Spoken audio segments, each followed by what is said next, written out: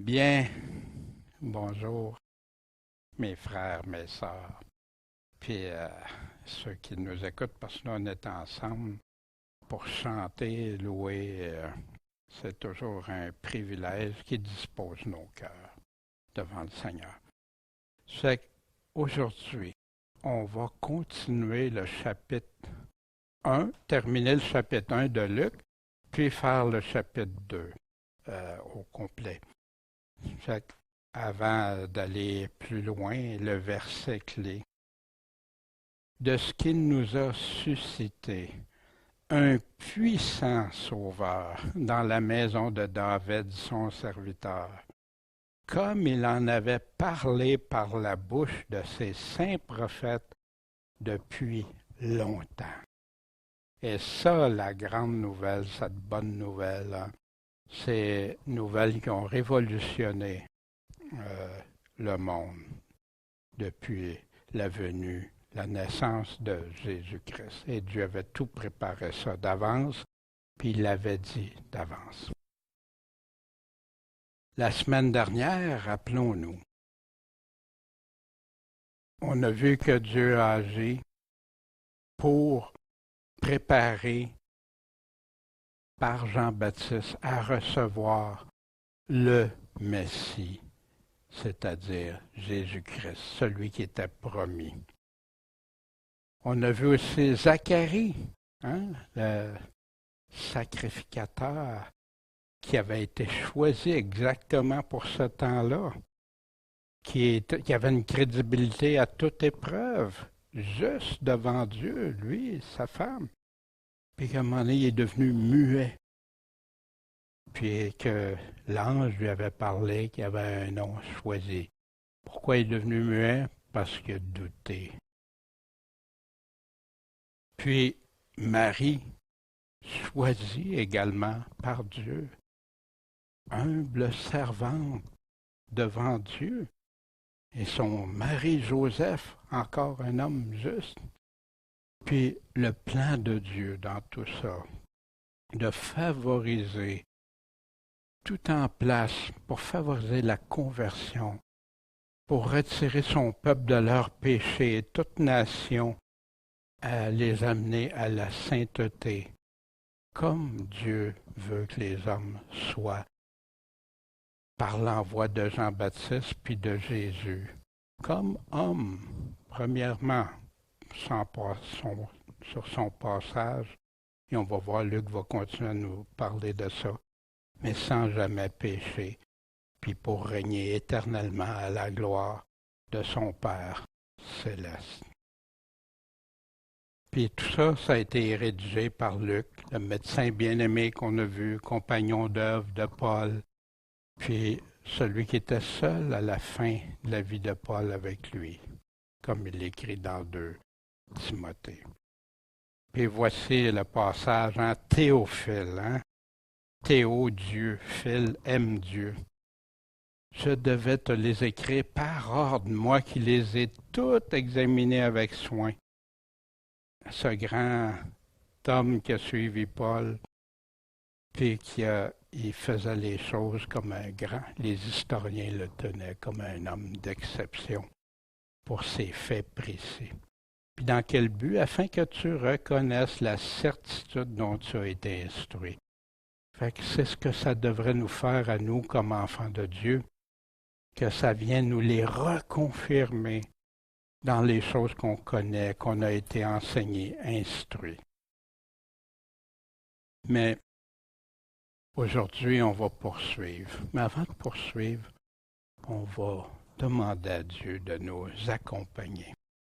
Bon, Père Céleste, toi qui as laissé justement ces écrits par Luc, pour nous parler, nous confirmer, nous instruire, nous édifier notre foi, guide-nous, éclaire-nous, Seigneur, c'est toi la lumière du monde, guide-nous dans tout ça, puis qu'on puisse entendre, revoir des choses qu'on connaît, peut-être les voir sous un angle différent, peut-être, mais selon ta bonne volonté, selon ton écriture toujours. Guide-nous, sois avec nous, Seigneur, s'il te plaît. Amen. Bien, voici, hein, on continue au verset 57, hein, le terme d'Élisabeth étant venu, mais elle a enfanté, hein, donc 9 mois après. Et ses voisins et ses parents, ayant appris que le Seigneur avait fait éclater sa miséricorde en sa faveur, s'en réjouissaient avec elle. Hein? C'est pas le cas quand on apprend des bonnes nouvelles qu'il y a quelqu'un, puis il n'y a pas de mesquinerie, pas de... Non, il était content pour elle. Imaginez cette femme qui restait fidèle au Seigneur, puis qui avait une opprobre sur elle, hein? Pas d'enfant, puis tout ça. Wow, le beau cadeau du Seigneur. Puis on se souvient, on avait vu ça au chapitre 1, au verset 25. C'est là ce que le Seigneur a fait en ma faveur, au jour où il a jeté les yeux sur moi. Pourquoi? Pour ôter mon opprobre du milieu des hommes. Puis, étant venu le 8e jour, pour circoncire le petit enfant, on va y revenir tantôt le 8e jour, la circoncision, parce qu'on va le revoir avec Jésus. Il l'appelait Zacharie du nom de son père. Fait que déjà, le monde commençait à appeler celui qui devient Jean-Baptiste, il l'appelait Zacharie, c'était la coutume. Hein? Mais sa mère prit la parole et dit non, mais il sera appelé Jean. Fait qu'ils ont dit, ben, il n'y a personne dans ta parenté qui soit appelé de ce nom, hein, parce que le nom est important, puis ça allait toujours à cela. Alors, ils ont demandé par signe à son père comment il voulait qu'il soit appelé, nommé. Zacharie, ayant demandé des tablettes, écrivit ces mots. Jean est son nom. Ils en furent tous surpris. Puis, qu'est-ce qui s'est passé? Comme quand il est devenu muet, hein, pendant qu'il offrait les parfums, parce qu'il n'a pas cru ce que l'ange a dit, mais là, à l'instant, sa bouche s'ouvrit, sa langue fut déliée, puis il parlait. Mais il ne parlait pas n'importe comment, en bénissant Dieu. Wow! Imaginons une situation semblable. Et tous leurs voisins furent remplis de crainte. Voyez-vous, Dieu, il y a des affaires comme pour lui, Zacharie, qu'est-ce qui se passe? Pourquoi Dieu me rend muet? Je n'ai pas cru, mais pourquoi? Mais Dieu savait ce que ça produirait chez les gens. Comme nous, quand il nous arrive des circonstances, des fois qu'on ne comprend pas. Mais Dieu peut s'en servir. Si on se soumet à Dieu, il peut s'en servir. Et leurs voisins furent remplis de crainte. Pourquoi? Parce qu'ils ont vu que c'est quelque chose de très spécial qui est arrivé là. Ils n'avaient jamais vu ça, une situation comme ça. Et ce que ça a fait, cette crainte-là aussi a fait que les gens en ont parlé. Hein? Quand des gens ont crainte de quelque chose, il s'est passé un événement majeur ou quelque chose, ben ils en parlent, ils en parlent, ils en parlent. Ça s'est divulgué par tout le pays des montagnes de Judée. Fait qu'imaginez, Jean-Baptiste, bébé, puis déjà, ça fait des vagues pour les années futures à venir, que tout le monde le savait après. Il n'y a personne qui disait, à moins ceux qui étaient nés par la suite, là, ou qui étaient trop jeunes, mais ils le savaient. Puis tous ceux qui les entendaient, qui entendaient qu'est-ce que Dieu avait fait avec Zacharie, avec Élisabeth, avec Jean qui est devenu Jean le Baptiste, le conservèrent dans leur cœur. Puis ils disaient, mais qu'est-ce que ça va être, ce petit enfant-là? Qu'est-ce qui va se passer? Et la main du Seigneur était avec lui. Wow! C'est quelque chose qui nous intéresse, ça, que la main du Seigneur soit avec nous autres. Ah. Alors, Zacharie, son père, fut rempli du Saint-Esprit, puis a prophétisé.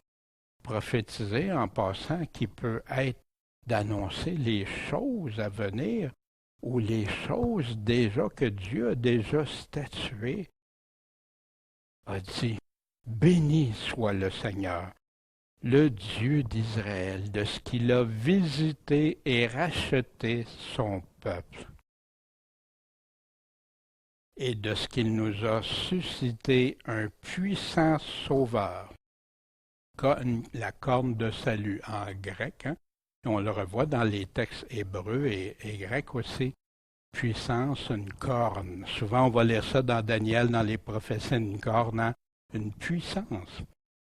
Et la corne du salut, dans la maison de David, son serviteur. Et on va y revenir avec ça, la maison de David, parce que ça revient tout au long des textes. On se souvient que Luc avait parlé à quelqu'un qui était non-juif, puis il parlait des choses, mais au travers de tout ça, il y a plein de prophéties qui étaient déjà annoncées pour les Juifs, que les Juifs connaissaient très bien. Et comme il en avait parlé par la bouche de ces saints prophètes depuis longtemps, hein, qu'il y aurait un puissant sauveur dans la maison de David, fait que c'était quelque chose de connu par tout Israël, de ce qu'il nous a sauvés. Sauvés de qui? De nos ennemis et de la main de tous ceux qui nous haïssent. Le peuple d'Israël a été pris en haine souvent parce que Dieu avait choisi un peuple. Et quand Dieu choisit, ceux qui ne sont pas de Dieu, qui n'aiment pas Dieu, viennent à détester. Comme pour un chrétien qui va devenir persécuté. Des fois, il a juste fait des bonnes choses, la bonté, la bienveillance envers les autres, mais il va se faire attaquer, souvent avec des choses qui sont futiles ou non. Les gens deviennent mesquins envers des chrétiens, mais il faisait la même chose avec Israël. Parfois, il avait raison, par contre, comme parfois il a raison pour certains chrétiens, des fois, qui font des choses que Dieu, c'est pas en accord avec Dieu.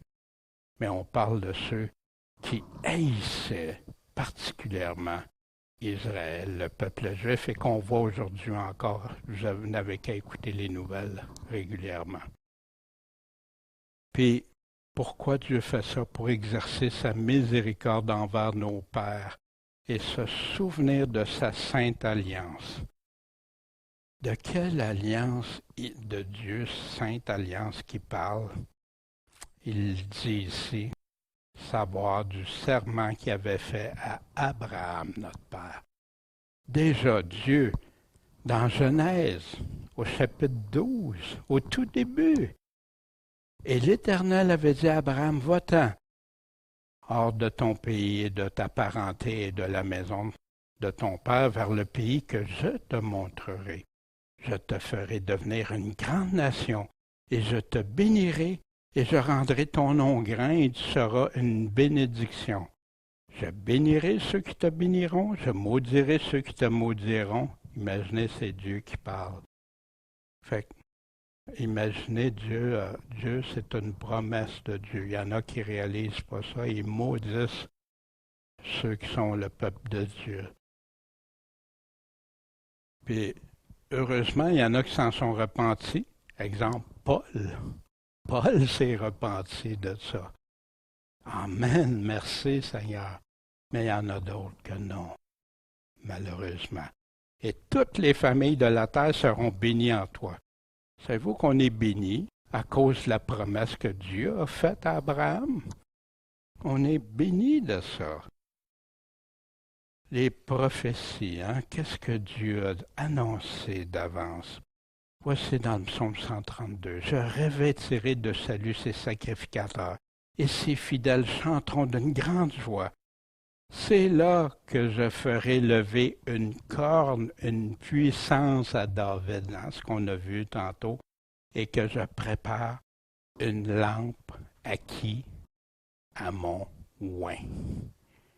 Mon oint, hein? Le Christ, oint, c'est synonyme. Je couvrirai de honte ses ennemis et sur lui brillera son diadème. Parle de Jésus-Christ ici. Voici dans Jérémie. Voici les jours viennent, dit l'Éternel, où je susciterai à David un germe juste. Il régnera en roi, il prospérera, il exercera le droit et la justice sur la terre. On n'a pas encore vu ça. sauf à partir de Jésus, mais qui va l'appliquer à son retour. En ces jours, Juda sera sauvé et Israël habitera en assurance. Israël ne peut pas habiter en assurance. Regardez ce qui se passe aujourd'hui, puis tous les éléments de défense qu'ils ont. Et voici le nom dont on l'appellera, l'Éternel notre justice. Fait que la naissance, c'est la naissance de ce roi-là qui va juger, qui va venir établir un règne. Mais on sait qu'il doit revenir pour venir régner en juste juge, surtout. Entre-temps, il laisse la porte ouverte à tous ceux qui veulent croire en lui, se repentir et le suivre. Dans le serment fait à Abraham, cette promesse de Dieu, Hébreux 6 nous en parle quand on a vu, vous vous souvenez de la lettre aux Hébreux qu'on a regardée du début à la fin. Puis Dieu, il dit que chacun de vous fasse voir la même ardeur pour conserver jusqu'à la fin la pleine certitude de l'espérance, pour ne pas devenir paresseux, mais imiter ceux qui par la foi et par la persévérance, patience, héritent des promesses. Puis là, il parle de Dieu qui a fait une promesse à Abraham, puis que parce qu'il ne pouvait pas jurer ça, sa promesse, par quelqu'un de plus grand, c'était lui-même qui était plus grand. Il l'a juré par lui-même. Puis il dit ici qu'Abraham a été béni. Je te comblerai de bénédictions, je multiplierai abondamment ta postérité. Et ainsi Abraham, ayant attendu avec patience, persévérance, a obtenu la promesse. Puis Dieu nous donne ça pour qu'on s'attache. Les promesses qu'on voit que chacune a été réalisée, qui disait, c'est l'avenir, il nous a laissé assez pour démontrer que qu'est-ce qu'il a promis, il est puissant pour le faire. Puis non seulement puissant pour le faire, mais il y avait toute la sagesse pour connaître d'avance qu'est-ce qui arriverait, puis que ça se passerait comme Dieu le dit.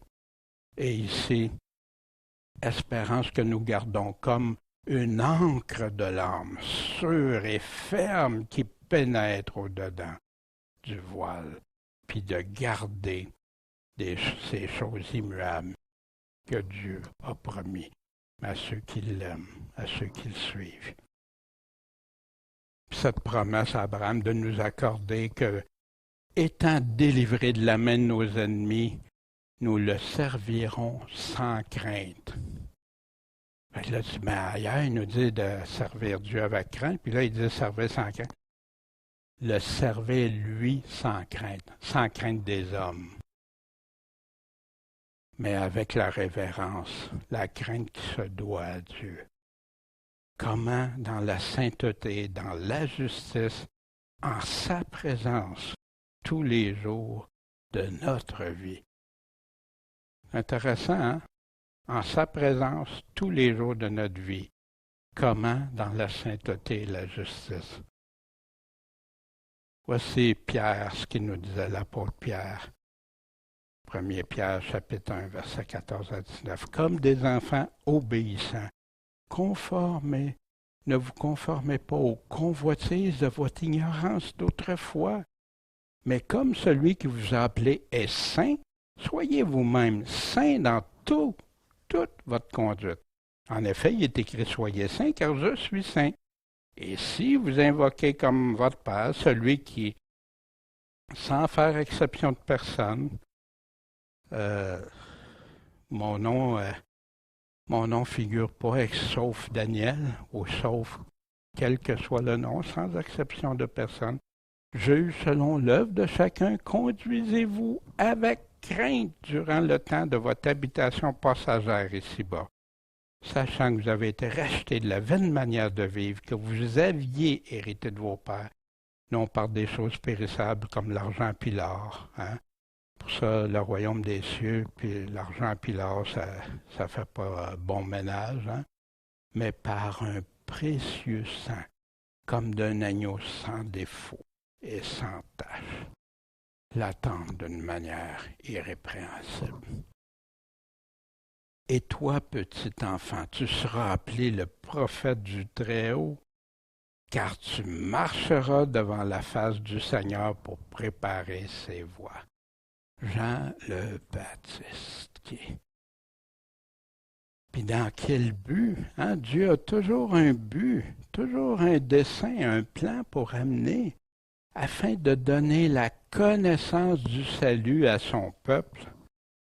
Puis la connaissance du salut, elle ne peut pas venir sans la rémission de leurs péchés. Et c'est pour ça que Jean-Baptiste, on va voir, repentez-vous et tout ça. Mais comment donner la connaissance du salut dans la rémission de leurs péchés?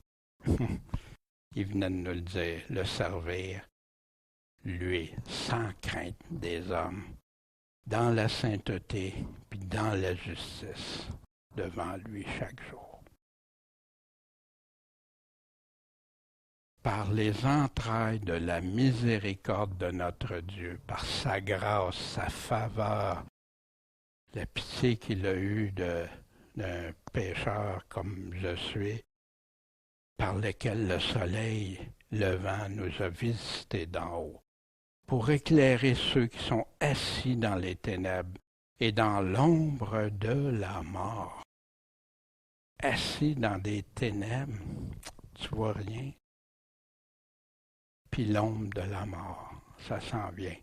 Et pour conduire nos pas dans le chemin de la paix, le chemin de la paix avec Dieu, ce que beaucoup oublient parfois. Et le petit enfant croissait et se fortifiait en esprit et demeura dans les déserts jusqu'au jour où il devait être manifesté à Israël. Dieu le préparait. On ne sait pas tout ce qu'a vécu Jean-Baptiste dans les déserts et tout ça, mais on sait que Dieu le préparait. Puis il ne le préparait pas dans un palais avec des grands éducateurs et tout ça, non. Il le préparait pour Dieu. Puis dans les déserts, c'est pas la vie facile. En ce temps-là, on publia un édit de César Auguste pour faire le dénombrement des habitants de toute la terre, hein, partout. Il y avait le contrôle de l'Empire romain, hein, l'empereur Auguste. Puis ce premier dénombrement se fit pendant que Quirinus était gouverneur de Syrie. Ça, c'est l'historien Luc. Quand on dit historien, il donne une précision pour que ceux qui veulent vraiment, ceux qui ont voulu vraiment aller chercher, ils ont trouvé quelle époque que c'était, dans quel temps. Ainsi, tous allaient pour être enregistrés, mais chacun dans sa ville. Fait que ça impliquait des fois, si tu étais déménagé, il fallait que tu retournes dans la ville où tu étais né. Joseph aussi monta de Galilée en Judée, de la ville de Nazareth, où ils sont retournés plus tard, à la ville de David. C'est quoi cette fameuse ville de David-là? C'est Bethléem, tout simplement, parce qu'il était de la maison et de la famille de David. Fait que Joseph est un descendant de David. Et ça fait partie des promesses que Dieu avait faites, qui viendraient de la maison de David. Puis Marie aussi, on verra ça quand on va voir aussi la généalogie. Fait qu'il devait être enregistré avec Marie, son épouse, qui était enceinte. Et pendant qu'ils étaient là, le temps où elle devait accoucher arriva. Puis c'était un voyage assez difficile, là. C'était pas le luxe, puis elle était enceinte. Et elle mit au monde son fils premier-né. Hein? Il est important ce premier-né-là, parce que la Bible confirme qu'après, il y a eu des frères, des sœurs. Et ça a servi, il y en a qui voulaient hausser Marie puis dire qu'elle était toujours restée vierge, mais non, c'est dit que Joseph et elle ne se sont pas connus avant. Elle mit au monde son fils premier-né. Elle l'emmaillota et le coucha dans une crèche. Pourquoi? Parce qu'il n'y avait pas de place pour eux dans l'hôtellerie. Imaginez tout le monde qui arrive là, se faire recenser en même temps, puis tout ça. Or, il y avait dans la même contrée des bergers qui couchaient au champ, qui gardaient leurs troupeaux pendant les veilles de la nuit. En passant, c'est intéressant, comme David faisait, hein? David qui était berger. Et voici un ange du Seigneur se présenta à eux, et la gloire du Seigneur resplendit autour d'eux. Je ne sais pas qu'est-ce que ça peut avoir comme image, mais il y a une chose que je sais, ils furent saisis d'une grande peur. Fait qu'il y en a qui disent, oh, moi, Dieu, mais non, faisons attention parce que on ne connaît pas tout ce que Dieu peut faire et Dieu n'a pas de limite. Mais l'ange leur a dit, mais n'ayez pas peur, parce que je vous annonce une grande joie qui sera pour tout le peuple. Imaginez, Dieu a choisi encore des rois, des personnes, des personnalités, non, des personnes que Dieu trouvait justes à ses yeux, des personnes humbles, des personnes que, dans l'humilité, imaginez Jésus, le roi des rois. Puis il dit, c'est qu'aujourd'hui, dans la ville de David, un sauveur qui est le Christ, le Seigneur vous est né. Juste cette phrase-là. Cette phrase-là, un sauveur qui est le Christ, le Seigneur vous est né. Et qu'il va se confirmer au travers tout le reste de ce que Luc va nous écrire. Et ceci vous servira de signe. C'est quoi ce signe-là? Vous allez trouver le petit enfant emmailloté et couché dans une crèche. Imaginez, le Christ, le Seigneur, un sauveur, un roi, vous allez le trouver, petit bébé, dans une crèche. Et au même instant, il y eut avec l'ange une multitude de l'armée céleste. Qu'est-ce que c'est l'armée céleste? On retrouve ça ailleurs dans un passage de l'armée céleste. Les messagers de Dieu, les serviteurs de Dieu, ceux qui sont avec Dieu, louant Dieu et disant « Gloire à Dieu dans les lieux très hauts, paix sur la terre, bonne volonté envers les hommes. » Ou les hommes qui vont avoir la bonne volonté de suivre. La ville de David. Or, David était fils de cet homme éphratien de Bethléem de Juda qui s'appelait Isaïe, pas Ésaïe, mais Isaïe, qui avait 8 fils, et cet homme, au temps de Saül, était avancé en âge. Fait que donc, David demeurait où? À Bethléem, la ville de David. Bethléem aussi, c'est là que Rachel est morte. Vous vous souvenez de Rachel, hein? La femme bien-aimée, dans Genèse 35, qui a été ensevelie là, à Bethléem. Mais voici la ville de David, Bethléem. Dieu avait promis quelque chose dans Michée, écrit 300 ou 400 ans avant, il me semble plus 400 ans avant Jésus-Christ. Mais toi, Bethléem Ephrata, qui est petite entre les milliers de Juda, petite ville toute petite, de toi sortira qui? Celui qui doit être dominateur en Israël, Seigneur en Israël, chef. Ses origines sont d'ancienneté dès les jours éternels. De qui ça peut bien parler? Mais à Bethléem, de toi va sortir. Puis ça, c'est une prophétie qu'il connaissait. On va la revoir dans quelques instants. Cette petite ville que l'archéologie a fait des découvertes encore. cette ville qui est visitée énormément parce qu'elle est le lieu historique où Jésus est né. Pour réaliser ce que Dieu avait promis dans Jean au chapitre 7. Au dernier puis grand jour de la fête, on se souvient que l'évangile de Jean, ça relate la dernière année de Jésus surtout. Et Jésus, si quelqu'un a soif, qu'il vienne à moi et qu'il boive. Celui qui croit en moi, des fleuves d'eau vive couleront de son sein, comme dit l'Écriture. Mais il disait ça pourquoi? À cause de l'Esprit que devaient recevoir ceux qui croiraient en lui.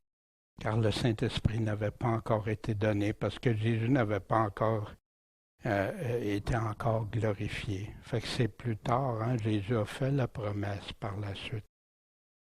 Fait qu'il y en a de la foule, qui entendait, il disait, ben, celui-ci est véritablement le prophète. Moïse disait, Dieu va vous envoyer un prophète comme moi. Écoutez-le dans tout ce qu'il va vous dire. Puis c'est de ça qu'il est en train de parler. Puis d'autres disaient, c'est le Christ, le oint. Ben, il y en a qui n'avaient pas fait la part des choses pour ramener ça ensemble. C'est-à-dire, il n'y avait pas rassemblé, il y avait des divergences. Et fait qu'il y en a d'autres qui disaient, mais le Christ, est-ce qu'il va venir de Galilée? L'Écriture ne dit-elle pas que le Christ sort de la postérité de David, du bourg de Bethléem, d'où était son fils? Imaginez, il s'était connu. Il n'y avait aucune excuse. Mais c'était là, Dieu l'avait dit. Mais le peuple était donc partagé à son sujet. Comme encore aujourd'hui, des dénominations des chrétiens sont partagées sur différentes affaires. Mais va voir qu'est-ce que Dieu dit. Et quand les anges se furent retirés d'avec eux dans le ciel, il est arrivé un ange, puis là ils sont partis, les anges, la multitude céleste. Les bergers se dirent les uns aux autres, allons donc jusqu'à Bethléem et voyons ce qui est arrivé, ce que le Seigneur nous a fait connaître. Ben oui, c'est le Seigneur qui nous a fait connaître, mais par l'intermédiaire de son ange. Et ils allèrent donc en hâte et trouvèrent Marie et Joseph et le petit enfant qui était couché dans la crèche. Dans Matthieu 2:8, puis allez, informez-vous exactement du petit enfant et quand vous l'aurez trouvé, faites-le moi savoir afin que j'aille aussi, que je l'adore. Souvenez-vous de qui disait ça? Hérode, quand les mages qui avaient suivi une étoile pour dire, puis là, lui, ce qu'il voulait faire, c'est éliminer cet enfant. Puis il a fait des choses très graves par la suite. Qu'est-ce qui s'est passé? Il a fait massacrer tous les enfants de 2 ans et moins. Puis c'était une autre prophétie qui s'est réalisée. Et l'ayant vu, il publia les bergers, ils ont vu l'enfant, ils ont publié ce qui avait été dit, ils ont dit, un ange est apparu, puis tout ça. Et tous ceux qui les entendirent étaient dans l'admiration de ce que les bergers leur disaient. Imaginez une trentaine d'années avant le ministère de Jean-Baptiste qui est arrivé un peu plus tôt, puis de Jésus-Christ par la suite. Et Marie conservait toutes ces choses, les repassant dans son cœur. Imaginez une mère, l'annonce, tout, ce qu'elle a vu se produire, ce que d'autres lui ont rapporté, comme là, les bergers. Wow! Et les bergers s'en retournèrent, glorifiant et louant Dieu de tout ce qu'ils avaient entendu et vu, des témoins encore de Dieu, conformément à ce qui leur avait été dit. Puis là, quand les 8 jours furent accomplis pour circoncire l'enfant, on se souvient tantôt c'était la même chose pour Jean-Baptiste, il fut appelé Jésus, nom qui lui avait été donné par l'ange avant qu'il fût conçu dans le sein de sa mère. Hein. On se souvient, un fils va naître, tu lui donnes le nom de Jésus, Sauveur. C'est lui qui va sauver son peuple de leurs péchés. Puis voici, la Vierge sera enceinte, elle enfantera un fils et on le nommera Emmanuel, ce qui signifie Dieu avec nous, qui était la réalisation de Ésaïe au chapitre 7 qu'on a vu la semaine dernière. Et quand les jours de leur purification, selon la loi de Moïse, furent accomplis, on porta l'enfant à Jérusalem pour le présenter au Seigneur, selon ce qui est écrit dans la loi du Seigneur. Tout mâle premier-né sera consacré au Seigneur et pour offrir en sacrifice.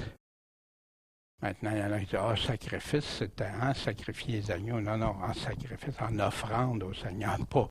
Il n'était jamais question d'aller comme ça, c'était ceux qui faisaient des choses au dieu Moloch. Hein? Mais là, c'est sacrifice, offrir à Dieu.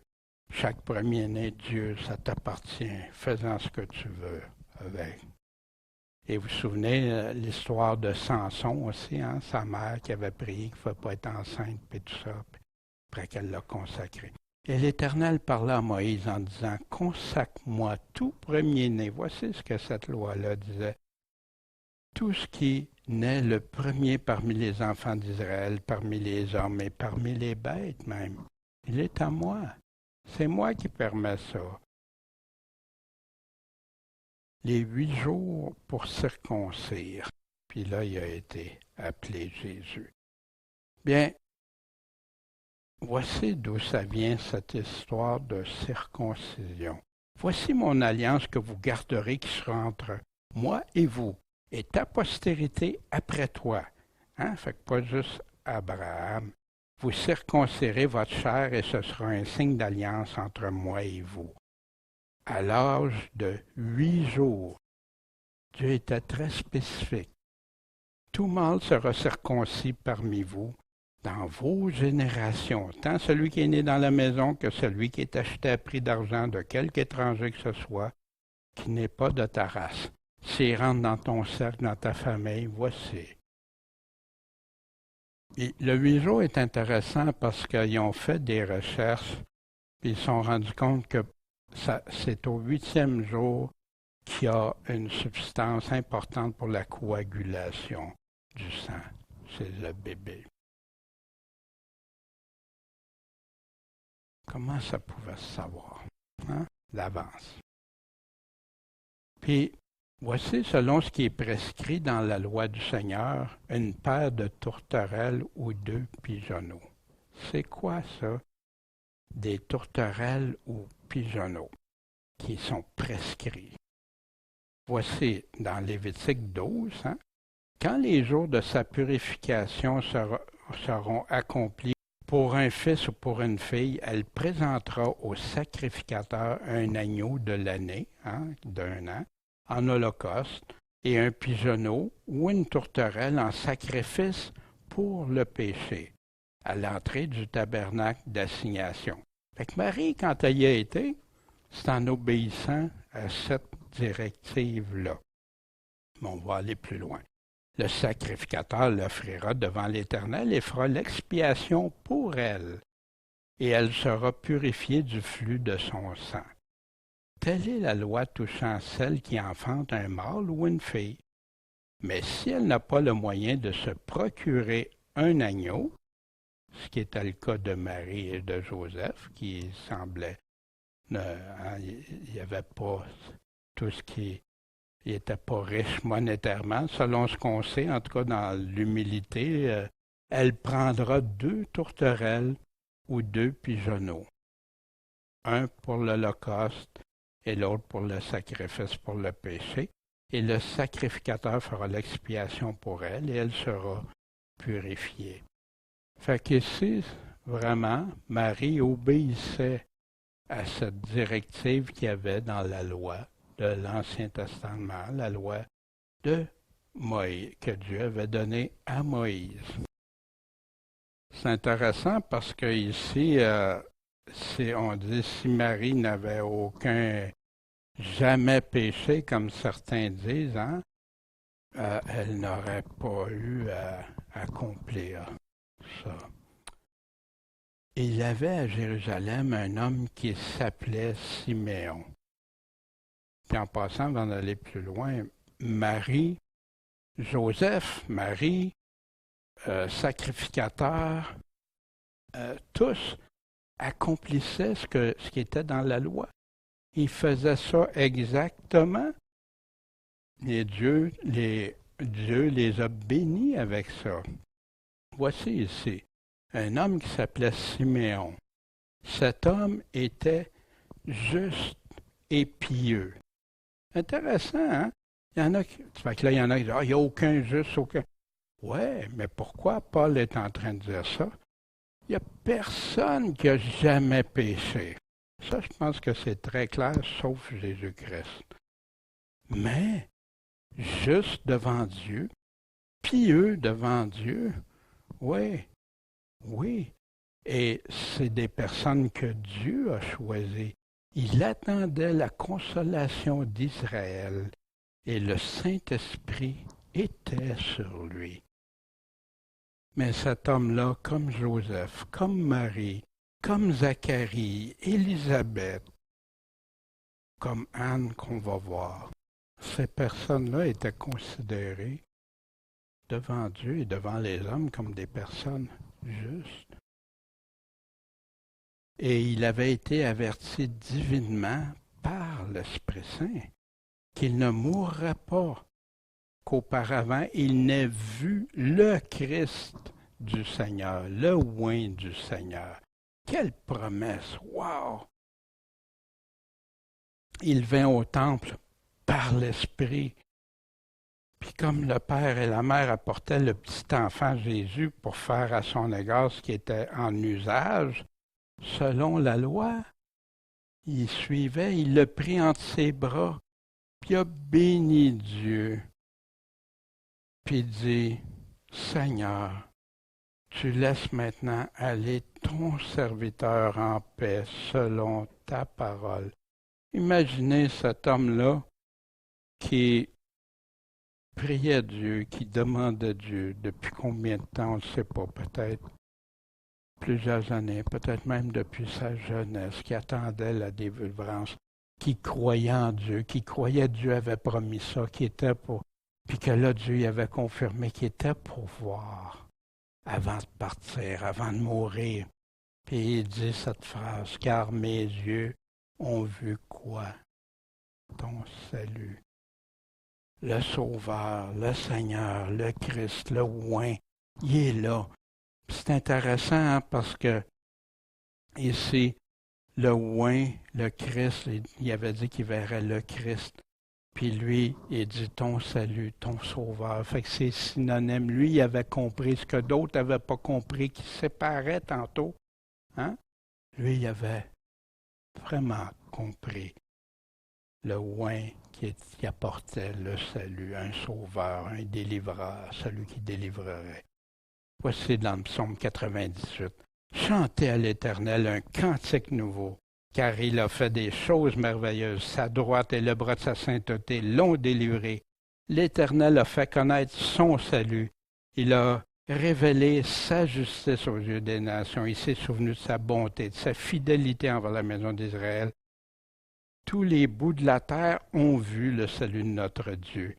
Vous, toute la terre, jetez des cris de réjouissance à l'Éternel, éclatez en cris de joie, chantez, puis continuez hein, avec des trompettes, toutes poussez des cris de joie devant le roi l'Éternel, que la mer retentisse avec tout ce qu'elle contient, le monde et tous les fleuves battent des mains. On sait que c'est une image, car toutes les montagnes chantent de joie devant l'Éternel. Pourquoi? Car il vient pour juger la terre. Il jugera le monde avec justice et les peuples avec équité. Siméon connaissait tous ces passages-là, savait que Jésus venait pour ça. Est-ce qu'il savait dans quel tout instantanément? Non, mais il savait que c'était ça, la signification de cet enfant-là. puis ton salut que tu as préparé à la face de tous les peuples, devant tout le monde. La lumière qui doit éclairer les nations et la gloire de ton peuple d'Israël. Tantôt on chantait pour éclairer des ténèbres, pour sortir des ténèbres, la lumière. Quand on est des ténèbres, on peut voir des fois juste une petite lumière, une petite lueur, puis on la découvre très rapidement. Puis on est là pour suivre cette lumière-là. Qui est cette lumière? Je suis venu dans le monde, moi qui suis la lumière, afin que quiconque croit en moi demeure pas dans les ténèbres. Puis Jésus fait ça aussi, cette lumière-là qui expose ce qui est bien, qui expose ce qui est mal, comme la lumière aussi quand on rouvre un rideau, puis un grand soleil dehors, puis on voit tous les éléments de poussière ou ce qu'il y a dans l'air qu'on ne voyait pas avant. Mais Jésus le fait, ça, avec nos cœurs, nos pensées du cœur, notre âme. C'est encore prophétisé dans Ésaïe 49. C'est les continents. Écoutez-moi, peuple éloigné, prêtez l'oreille. L'Éternel m'a appelé dès ma naissance, dès le sein de ma mère, il a prononcé mon nom. Il a rendu ma bouche semblable à une épée tranchante. Qu'est-ce que c'est l'épée tranchante? La parole de Dieu. Il m'a couvert de l'ombre de sa main. Qu'est-ce qu'il a fait quand il a dit le Saint-Esprit va te couvrir de son ombre? Il l'a fait de moi une flèche aiguë, m'a caché dans son carquois. Il m'a dit tu es mon serviteur. Puis il continue plus loin. Mon droit est auprès de l'Éternel, mon salaire est auprès de mon Dieu. Parce que même il disait, j'ai travaillé en vain, j'ai consumé ma force inutilement et sans fruit, la plupart le rejetaient et tout ça. Mais Dieu, il y avait un plan, il y avait les choses. Puis Dieu merci, il y en a qui se sont convertis. Et maintenant, l'Éternel parle. Lui qui m'a formé dès ma naissance pour être son serviteur, pour ramener à lui Jacob. Israël ne se rassemble pas. Ils ne veulent pas. Mais je suis honoré aux yeux de l'Éternel. Et mon Dieu a été ma force. Et il a dit, c'est peu que tu sois mon serviteur pour élever les tribus de Jacob et pour ramener les restes d'Israël. Je fais de toi la lumière des nations. Pour que mon salut parvienne jusqu'au bout de la terre. Réalisez-vous que c'est pour nous autres, tous ceux qui sont chrétiens. Ainsi dit l'Éternel, le Rédempteur, le Saint d'Israël, à celui qui est méprisé des hommes, détesté du peuple, et l'esclave des chefs, des dominateurs. Les rois le verront et se lèveront, les princes se prosterneront devant lui, à cause de l'Éternel qui est fidèle et du sien d'Israël qui t'a élu. Plein de choses que Dieu avait parlé d'avance de Jésus-Christ. Est-ce qu'on a des preuves dans l'Écriture? Ça, c'était écrit des fois de 1500 ans d'avance. On a vu de 1500 ans, on a vu de 400 ans, on a vu de 900 ans. Et Joseph et sa mère étaient dans l'admiration des choses qu'on disait de lui. Et Siméon les bénit et dit à Marie, sa mère, voici, cet enfant est mis pour la chute et le relèvement de plusieurs en Israël, et pour être en but à la contradiction. Est-ce que c'est une prophétie qui s'est réalisée, ça? Tout à fait. Puis il dit, en sorte que les pensées du cœur de plusieurs soient découvertes. Et pour toi, il parle à Marie, une épée te transpercera l'âme. Qu'est-ce qui a transpercé l'âme de Marie? Son fils méprisé, rejeté, crucifié. Pour la chute et le relèvement, encore Pierre, au chapitre 2, versets 6 à 8. C'est pourquoi il est dit dans l'Écriture, « Voici, je pose en Sion une pierre angulaire, choisie, précieuse, et qui croira en elle ne sera pas confus. Vous en recevrez donc de l'honneur, vous qui croyez. Mais pour ceux qui ne croient pas, les incrédules, la pierre que ceux qui bâtissaient ont rejetée est devenue une pierre angulaire, une pierre d'achoppement, un rocher de scandale. Une pierre d'achoppement, il trébuche la chute, qui prépare la chute de ces personnes-là. Un rocher, en désobéissant à la parole, il se heurte contre elle, parce qu'il y avait tout ça dans la parole. Il y avait des passages qu'on a vus, on a vu juste un survol, là. Mais c'était tout écrit. Même de Bethléem, d'où naîtrait. Puis, ils ont désobéi, puis ils se heurtent. Fait qu'il y a une pierre d'achoppement. Mais heureusement, une pierre de chute, d'achoppement, mais heureusement de relèvement pour plusieurs, dont les apôtres et les débuts de l'Église. Il y avait aussi Anne la prophétesse, fille de Phanuel, de la tribu d'Asser, descendance. Elle était fort avancée en âge et elle avait vécu avec son mari 7 ans depuis sa virginité. Elle était veuve, âgée d'environ 84 ans. Il y en a qui disent, il y en a, ils mourraient bien jeunes. Tu sais. Non, on a plein qui vivaient. Il y a eu des époques que ça a été plus dur, il y a eu des maladies, tout ça, mais elle était veuve de 84 ans, puis elle ne sortait pas du temple. Le temple était devenu sa demeure, le temple de Dieu. Puis qu'est-ce qu'elle faisait? Elle servait Dieu. Comment elle servait Dieu? Nuit et jour, en jeûne, puis en prière. Il y en a qui se demandent, qu'est-ce que je peux faire pour servir Dieu? J'ai pas d'argent, j'ai pas ci, j'ai pas ça. Qu'est-ce qu'elle faisait pour servir Dieu?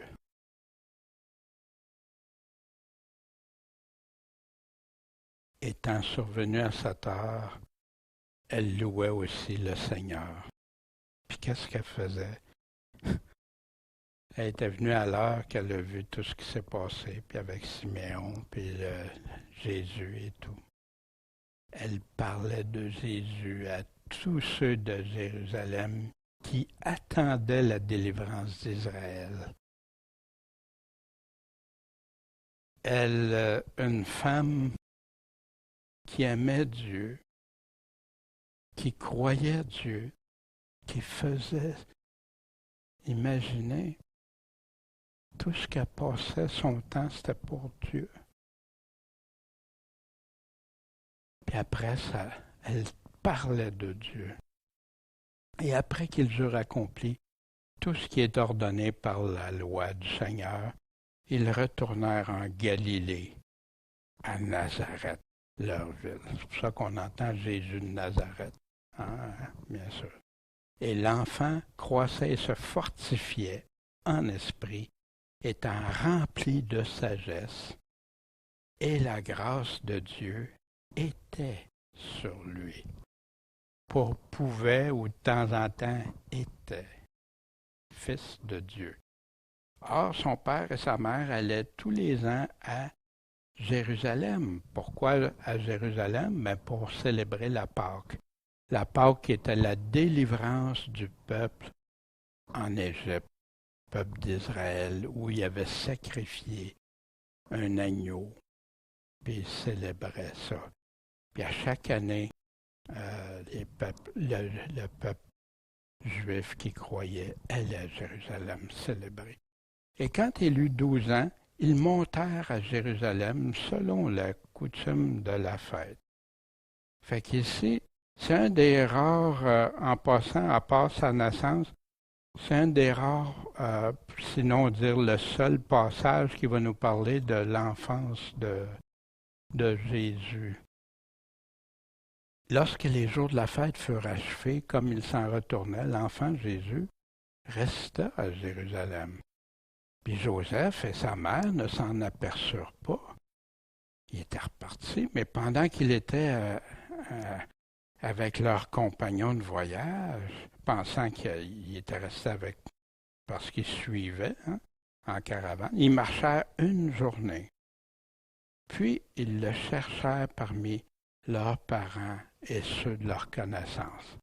Et là, ça fait un jour, Jésus, qu'est-ce que tu fais, là? Il était sûr que là, il marchait en passant la caravane. Il y en a qui pensaient qu'il était comme en voiture. Non, non, il marchait. Il fait une journée qu'il marchait, là. Et au bout de 3 jours, imaginez, 3 jours que tu cherches ton enfant. Ils le trouvèrent où? Dans le temple. Avec les autres enfants, assis au milieu des docteurs, des enseignants, des théologiens, les écoutant et leur faisant quoi? Des questions. Ils les écoutaient parler puis ils leur posaient des questions. Je ne sais pas, mais ça a dû en faire réfléchir. Puis il y en a, wow, 12 ans, quelle a été leur réaction. Et tous ceux qui l'entendaient étaient ravis de sa sagesse, de ses réponses. Imaginez, ça c'est encore une autre chose qui démontrait que Jésus était spécial. Puis là, c'était les docteurs, les chefs religieux. Voyez-vous, tout le processus qu'il y a eu avant que Jésus arrive dans son ministère pour continuer à préparer, mais malheureusement, il y en a beaucoup de ces chefs religieux-là qui ont fait le contraire, vraiment désobéir à la parole de Dieu. Quand ses parents le virent, ils furent étonnés, et sa mère lui dit, « Mon enfant, pourquoi as-tu ainsi agi avec nous? Voici ton père et moi, nous te cherchons, étant fort en peine. » On sait comment on fait quand on a un de nos enfants, on ne le trouve pas, on le cherche, puis imaginez, là, 3 jours après. Peut-être, je ne sais pas si ça incluait la première journée ou pas, là. Il leur dit, « Pourquoi me cherchiez-vous? Ne saviez-vous pas qu'il me faut être occupé aux affaires de mon père? » Wow! Je ne sais pas qu'est-ce qu'aux parents, tu sais. Puis Joseph savait très bien que c'était pas lui, le père physique de Jésus. Il avait été averti par un ange. Marie aussi le savait. Mais ils ne comprenaient pas ce qu'il leur disait. Il y avait quelque chose qu'ils n'avaient pas eu, comme révélé encore plus loin. Il a fallu qu'ils attendent plus tard. Fait qu'ensuite, il s'en alla avec eux et vint à Nazareth. Puis voici qu'il devrait clore toute chose, parce qu'il y en a qui disent, ben, regarde, Jésus, il faisait à sa tête, tu sais, il était rebelle à ses parents. Non, non, non, pas du tout. J'ai déjà entendu des choses comme ça. Non, Jésus était soumis à ses parents. Mais là, il avait démontré qu'il faisait la volonté du Père en haut, puis il était dans le temple pour confronter, puis pas confronter péjorativement, mais pour ramener les docteurs, les gens, à dire, waouh, lui, il y a quelque chose de particulier. Il est béni de Dieu, il y a quelque chose, cet enfant-là. 12 ans, puis il y a une sagesse que ça les a ravis.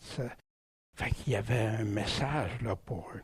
Mais il leur était soumis. Et sa mère conservait toutes ces choses dans son cœur. Imaginez Marie, tout ce qu'elle a vu, entendu, vécu, puis avec Jésus, wow, quel effet que ça a pu avoir dans son cœur de penser ça, une mère, là, puis son enfant. Et Jésus croissait en sagesse, en stature, il grandissait, puis en grâce devant Dieu et devant les hommes. Fait que les gens le voyaient comme « wow », tu sais. Fait qu'aujourd'hui, on a vu la fin du chapitre 1 à partir du verset 56, puis on a vu le chapitre 2. Prenons un temps pour méditer. Méditer qui veut simplement dire réfléchissons, réfléchir à la parole de Dieu. le grand roi des rois, visite son peuple. Comme un roi, humblement, humblement, mais parmi ceux que Dieu a trouvés justes ou humbles. Vous souvenez-vous, qui servait Dieu en jeûne, en prière? Oh, je suis ben trop âgé, 84 ans. Puis de Marie, peut-être plus rien, je ne sais pas. Puis qu'est-ce qu'elle faisait? Elle parlait de Jésus. Elle ne pouvait s'empêcher à tous ceux qui voulaient entendre, qui attendaient la délivrance. Puis pourquoi que Jean-Baptiste, qui a préparé le terrain pour le roi des rois, qui est venu pour donner la connaissance du salut dans la rémission de leurs péchés, pour le servir, comment? Dans la sainteté puis dans la justice. L'Évangile, c'est de ça qui parle d'un bout à l'autre aussi. Il y en a qui tentent de séparer sainteté et justice. Non, ça va dans le royaume de Dieu. Cherchez premièrement son royaume et sa justice. En sa présence, tous les jours. Est-ce qu'on a cette connaissance du salut pour la rémission de nos péchés? Mais ce qui vient avec pour le servir dans la sainteté.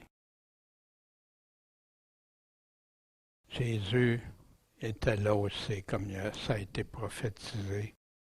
Soit la chute, ou soit le relèvement. Et on va le voir avec l'Évangile qui se poursuit de plusieurs. Dans la contradiction, Jésus contredit et rejeté par ceux-là même qui auraient dû être là pour enseigner au peuple de se soumettre à Christ, de recevoir le oint que Dieu a envoyé pour amener dans la vérité de Dieu. Mais au contraire, beaucoup l'ont rejeté. Puis Jésus aussi, pour que les pensées du cœur soient dévoilées. Puis on le voit dans l'Évangile, il y a plusieurs places qu'on voit, puis Jésus parle des pensées du cœur. C'est du cœur de l'homme que sortent les mauvaises pensées. Soit les bonnes choses, ou soit les mauvaises pensées, ou les bonnes pensées. Il met tout à découvert, la lumière. Est-ce qu'il a passé la lumière dans nos cœurs? On chantait tantôt « Change mon cœur, Seigneur ». Tes yeux ont-ils vu le salut de Dieu? Puis peut-être toi qui écoutes, est-ce que tes yeux ont vu le salut de Dieu?